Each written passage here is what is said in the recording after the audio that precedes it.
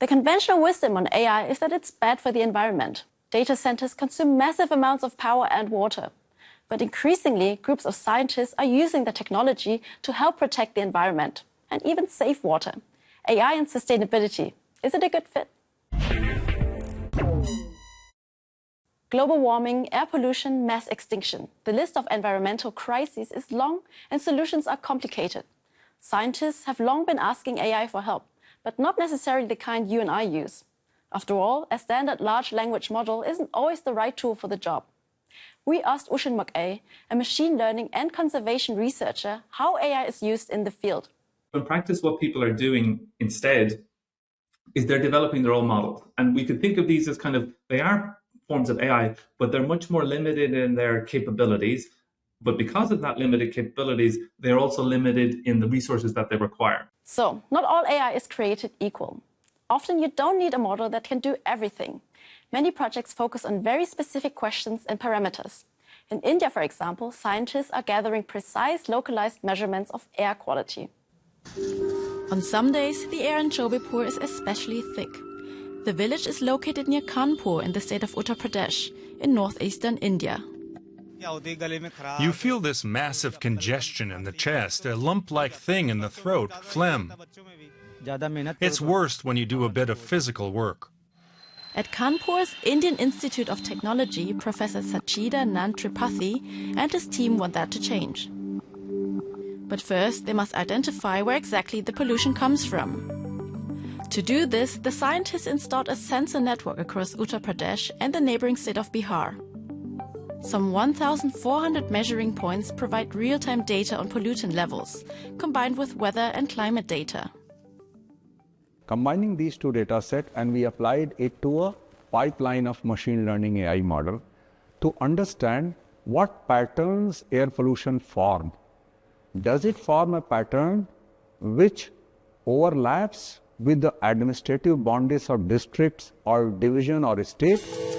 The result? Immense particulate pollution in rural areas due to local living conditions, cooking over open fires and burning trash by the roadside. Additionally, natural air currents carry pollutants from major cities into rural areas. Dangerous and microscopic particles under 2.5 micrometers in size. Artificial intelligence cross-references the data in a matter of seconds. Now imagine that we can now associate village level PM 2.5 values to the people's age, people's socio-economic status, various geographies. This gives you a lot of pattern. On campus, researchers are preparing the sensors for deployment. The devices need exact calibration to minimize measurement errors later on. There's a small hole in the sensor that allows air to pass through it, sucking the air in. You can see the pollution level on screen. We then study the readings and find out where the pollution is high. In a few days, the devices will go live, sending data back to the institute. Ultimately, however, it's up to the authorities to take measures to improve the air. The scientists' AI project has become so important that, with support from the World Bank, it is set to be expanded to additional regions of India.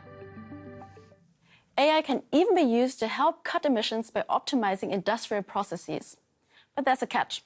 Complex models consume a lot of energy, generating emissions of their own. It's hard to measure exactly how much. One estimate for 2025 suggests AI systems in data centers emitted up to 79.7 million tons of CO2, more than the entire city of New York. So, whether AI turns out to be a net positive or negative for the planet remains to be seen. But what's clear is that it can help make environmental problems easier to measure.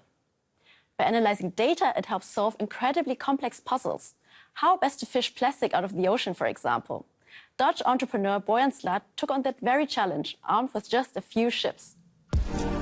Since 2013, the Ocean Cleanup, an NGO, has been working to rid the seas of plastic. The organization relies on AI to precisely locate waste and predict its movement. Using Amazon's systems, researchers analyze satellite imagery, drone footage and sensor data to identify ocean zones with the highest plastic density. So our impact has grown because basically we've gotten better. So our existing deployments have gotten better by learning, why does some plastic still leak and why do we sometimes not catch it, and we've been able to sort of learn by doing. The AI calculates where plastic accumulates and how it drifts. This allows cleanup ships to head straight for the target. A 2.2-kilometer floating barrier positioned with AI assistance is set up to intercept the waste. The system optimizes the route through garbage patches and helps minimize any loss of collected plastic. The technology learns from every single mission, becoming increasingly efficient. The further we progress, the more impact we're having as well, right? So in the past 6 months, we collected more plastic than in the preceding 11 years combined. So as we progress, the impact that we're having on the world is growing exponentially. Beyond the oceans, the project is targeting rivers too. Research shows that about 80% of ocean plastic enters the sea via some 1,000 rivers. To combat this, the NGO developed so-called interceptors, solar-powered autonomous systems stationed at heavily polluted river mouths. Equipped with sensors that detect trash buildup at the barriers. Conveyor belts then shuttle the waste into containers. When a container is full, it automatically sends an alert, all without human input. Formally, our goal is to reduce the amount of plastic in the ocean by 90% before 2040. We're working hard to be faster than that. AI is also supporting researchers in protecting wildlife. It recognizes patterns in huge data sets and helps identify animal species that might otherwise be overlooked. The number of animals living in Germany's national parks is large. But how are their populations changing and how is climate change affecting them? To answer these questions, researchers would need to comb through massive amounts of data, millions of images and thousands of hours of audio files. It's too much for humans to do, but light work for AI.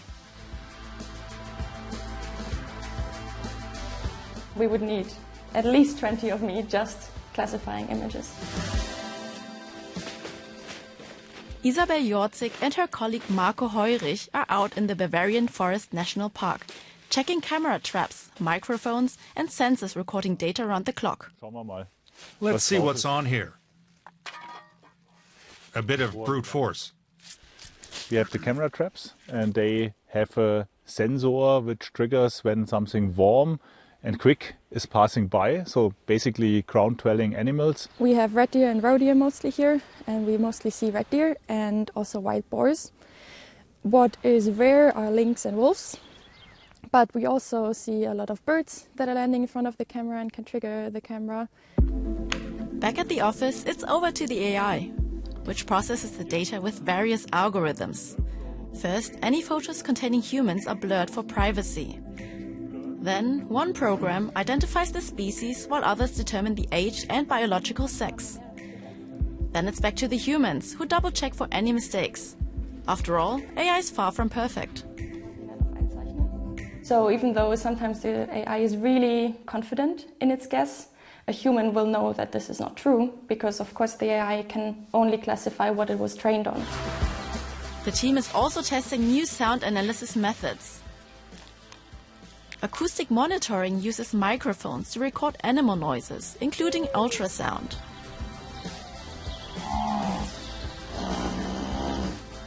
This allows different species to be identified by their calls, without human presence distorting the results.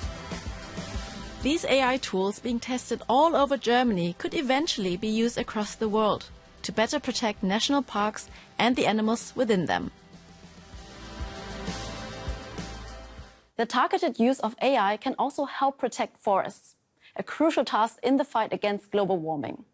By analyzing satellite data, models can monitor illegal logging and even predict where the risk of deforestation is highest.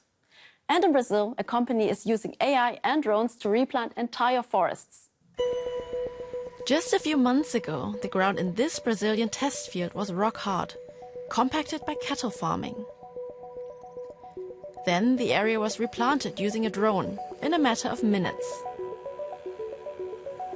Today the area is transformed. Grass, bushes and small trees have brought the land back to life. The Franco-Brazilian startup Morpho plans high-tech reforestation on a massive scale, starting in the Amazon. One drone can spread about 50 hectares a day. It means 2 people, one drone. It's about 1,000 hectares a month. It's a huge gap when you compare to the traditional way of doing restoration. A person can manage only about 1 hectare a day. Drones, on the other hand, can reach even the most remote and inaccessible areas. There they drop small seed bombs filled with seeds, nutrients and moisture. With the help of AI, Morpho evaluates drone imagery, soil samples and large quantities of data. The team maps out surrounding environment and soil fertility, as well as vital resources like water. This helps them decide which plants will thrive in which specific spot. While currently focused on South America, the company plans to expand to West Africa and Southeast Asia in the future. For these projects to succeed, they need access to reliable data that can help optimize AI systems. Ushin Mok-A says there are gaps to be filled. We have these huge disparities. We have lots of data in places that are not very biodiverse in the global north, and we have big gaps in data in the places where we really need it. Without data from the global south, predictions might be skewed. So there's still plenty of work to do. But one thing is certain. In many areas of environmental protection, AI will continue to play an important role. That's why it's so important that we get its resource consumption under control. And we can all play a part. AI is convenient, but sometimes a simple search, weather app, or basic calculator is all you need. They use much less energy after all. Remember, complex queries require more power and water. So maybe think twice about your next prompt. Anyway, that's it from me. See you next time on Shift.